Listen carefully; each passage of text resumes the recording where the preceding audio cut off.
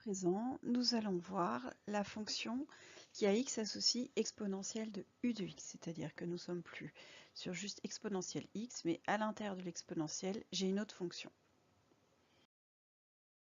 Alors commençons par une propriété. Si la fonction u est dérivable sur un intervalle i, alors la fonction qui à x associe exponentielle u de x est elle aussi dérivable sur cet intervalle. Et pour tout nombre réel, la formule de la dérivée d'exponentielle u, donc la dérivée d'exponentielle u, est u', donc la dérivée de ce qui est à l'intérieur de l'exponentielle, u' multiplié par exponentielle u de x. Voyons sur un exemple. Un premier, si j'ai une fonction f qui s'écrit f de x égale exponentielle x au carré. Donc j'ai bien exponentielle u de x avec u de x qui est égal à x au carré. Donc c'est une fonction dérivable puisque la fonction carré est dérivable sur R. Et elle s'écrit, comme je disais, sous la forme exponentielle u avec u de x égale x au carré. Donc je vais utiliser, pour la dérivée, je vais utiliser la formule qui est là. Je vais d'abord commencer par dériver u de x pour avoir u'. Donc dérivée de x au carré, c'est 2 fois x. Et ensuite, je vais dire que c'est 2 fois x multiplié par exponentielle x au carré. Voilà, f' de x égale u', c'est-à-dire 2x, multiplié par exponentielle u de x.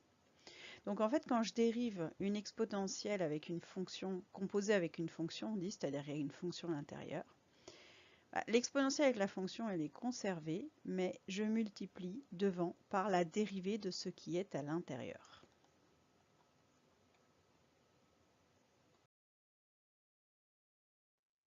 Voyons un nouvel exemple, très classique, qu'il faut connaître par cœur. J'ai une fonction f définie par f de x égale exponentielle moins x. Alors f est dérivable.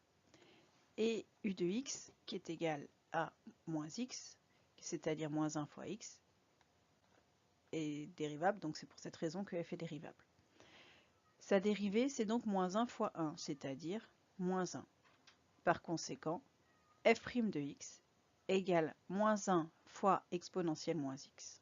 Donc à retenir, si la fonction f s'écrit f de x égale exponentielle moins x, alors sa dérivée sur R est f' de x égale moins exponentielle moins x. Un dernier exemple qui est issu d'un sujet de baccalauréat, que vous pouvez noter si vous voulez ou simplement écouter.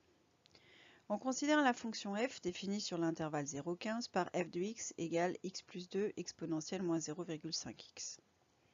Alors c'est une fonction dérivable, puisque c'est le produit de deux fonctions dérivables. La fonction u qui à x associe x plus 2 et la fonction v qui à x associe exponentielle moins 0,5x qui elle aussi est dérivable. Alors u de x égale x plus 2, donc u' égale 1 plus 0, c'est-à-dire 1.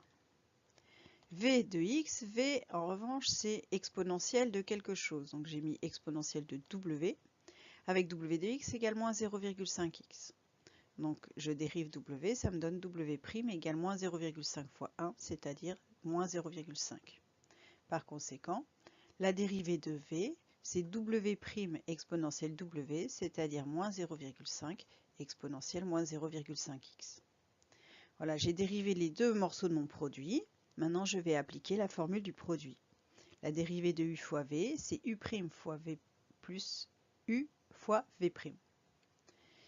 U', c'est 1, fois v, c'est exponentielle moins 0,5x, plus u, c'est x plus 2, fois v', moins 0,5 exponentielle moins 0,5x.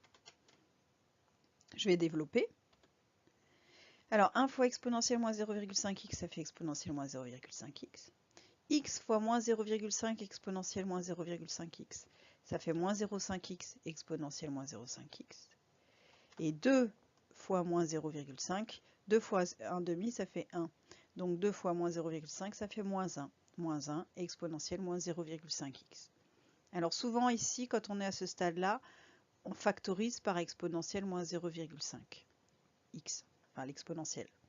Mais là, on peut remarquer que ici j'ai exponentielle moins 0,5x, et là j'ai moins exponentielle moins 0,5x, donc les deux vont s'annuler, il va me rester que le terme du milieu, à savoir moins 0,5x exponentielle moins 0,5x.